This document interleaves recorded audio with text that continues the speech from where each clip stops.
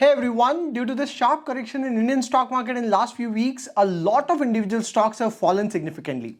While at index level this correction is only around 10%, there are many stocks that have fallen in the range of 20 to 30%.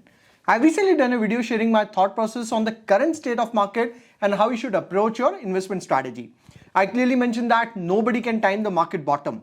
This correction is already healthy enough where some companies are now available at reasonable level. So you can utilize this correction to invest in a systematic manner. One of the ways to break your money in 3-4 parts, and first part can be invested at current levels. In today's video, I've tried to identify mid and small cap companies that are fundamentally strong and have witnessed a healthy correction from the peak. Please note that before you take a call on buying any of these stocks, make sure that you understand the business. On top of this, as I always say, ensure that there is fine allocation across large, mid and small cap. Mid and small cap stocks can potentially outperform large cap in terms of return, but they are also more volatile. A lot of people have started their investment journey post-COVID and have not seen a major correction.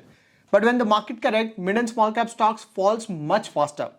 And not everyone has the appetite to take that risk. So make sure that you understand your risk appetite before investing. And last point is that these stocks are not for short-term traders. They are only for long-term investors who would like to build a solid portfolio for the next 5 to 10 years. By the way, now that there is 10% correction in large cap index, many large cap stocks are looking promising that are consistent compounder with relatively lesser volatility as compared to mid and small. Maybe I can do a separate video on large cap stocks. For now, let's get started with today's video.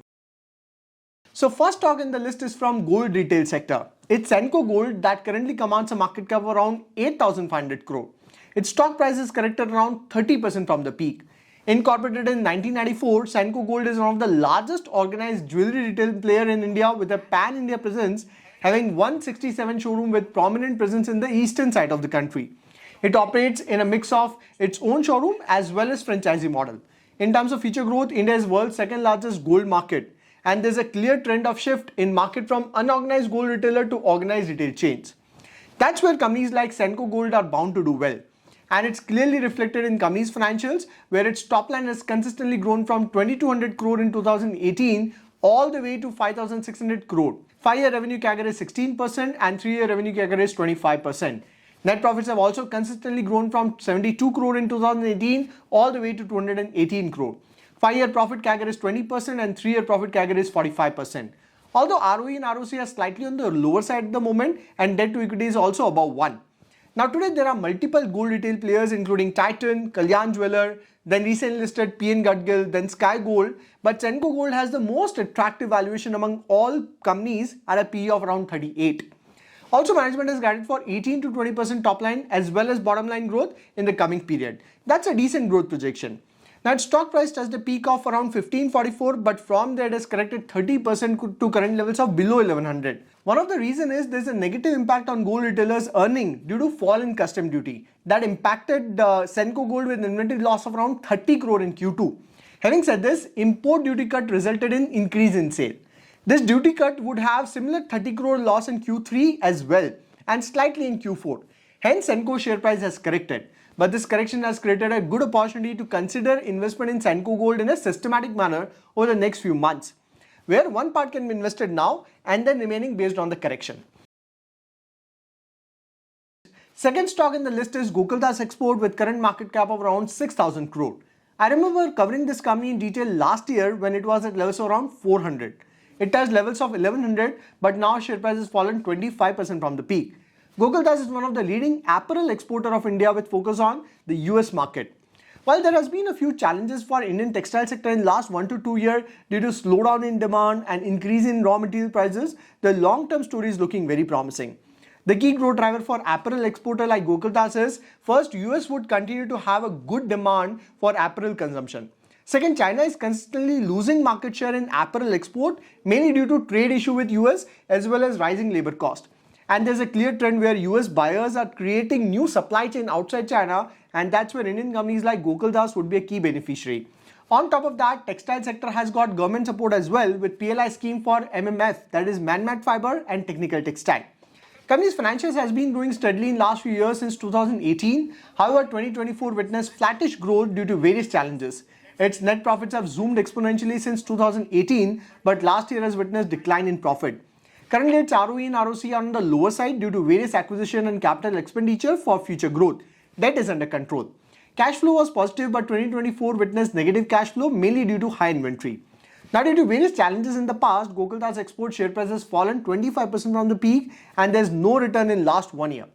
But considering the long-term story, Gokaldas is looking decent at a price to sale of 1.87 and EV to EBITDA of 20. P is slightly looking high, but that's mainly because of higher capex and capacity ramp up that resulted in increase in expenses. Overall, Gokaldas now has a reasonable valuation and can be added in a systematic manner. This is one stock that is also part of my own long-term portfolio that I also discuss in my weekly video series that include one exclusive video every week. In this series, I share stock ideas where I'm investing my own money. Plus, I closely track more than 200 quarter results to identify good investment opportunities. You can get the details on my website or check the join button on my YouTube channel. Then third stock in my list is also from textile sector. It's Indocount Industry that currently command a market cap of around 6,200 crore. Again, I've done in-depth analysis on this company in the past. Its stock price is corrected 30% from the peak.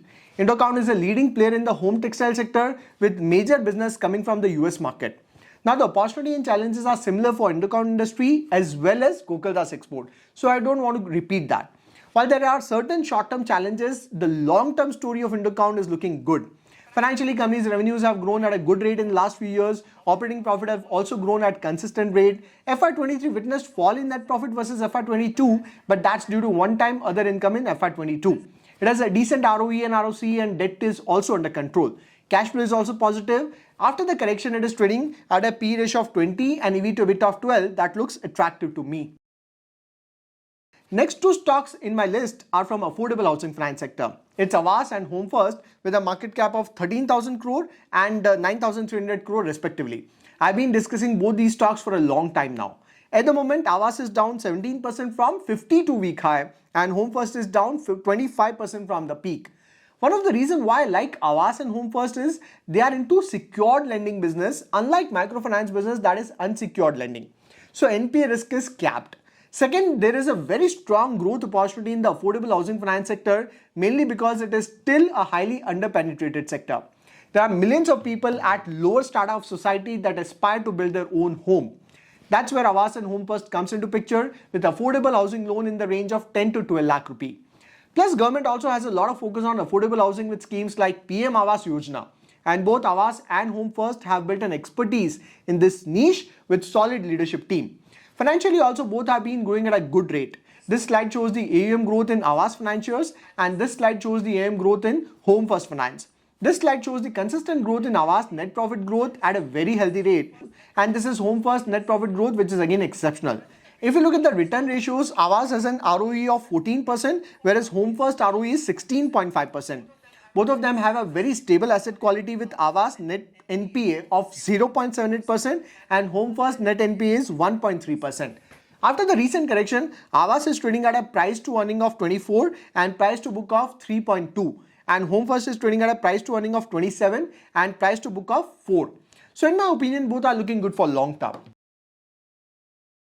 Sixth stock in my list is Praj Industry with a market cap of around 13,000 crore. Again, we have discussed it multiple times in the past. This stock is corrected around 15% from the peak. Although the company's Q2 results were weak, but this is again a long-term play on biofuels with multiple growth drivers including sustainable aviation fuel, low carbon ethanol, compressed biogas, and there's a strong growth coming from export where management expect to increase export contribution from around 27% at current level to 50% by 2030. This is mainly driven by ETCA, that is energy transition and climate action. Company has been growing at a very good rate with more than 3 times growth in revenue in last 5 years and net profits have grown at an exponential rate. Company is consistently improving its margin. Company's return ratios are also very healthy with both ROE and ROC above 20%.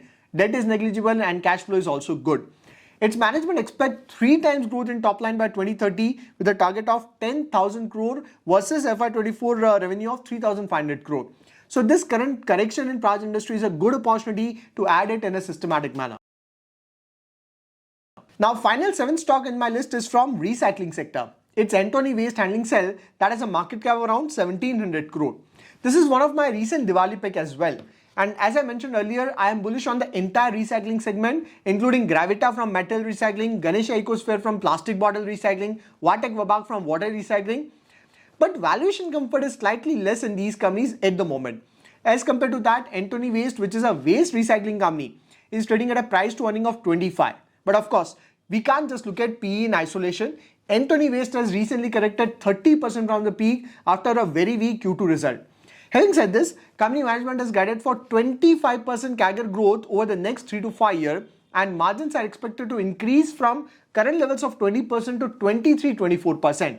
If company can achieve its management guidance for long term or can reach near to the guidance, it can be a good wealth creator. So in this video, we discuss 7 fundamentally strong companies from mid and small cap segment that have corrected in the range of 15 to 30% and can be considered for investment in a systematic manner. Considering the strong growth drivers, these companies are expected to do well in the coming years. It includes Senco Gold, Gokaldas Export, Indocount, Aavas, Home First, Praj, and Antony Waste. In my opinion, you can break your investment in 3-4 parts, and one part can be invested at current levels. If there is further 5 to 10% price correction, or let's say time-wise correction, more amount can be invested. In my opinion, this current fall in the Indian stock market has created a good investment opportunity for long-term investors.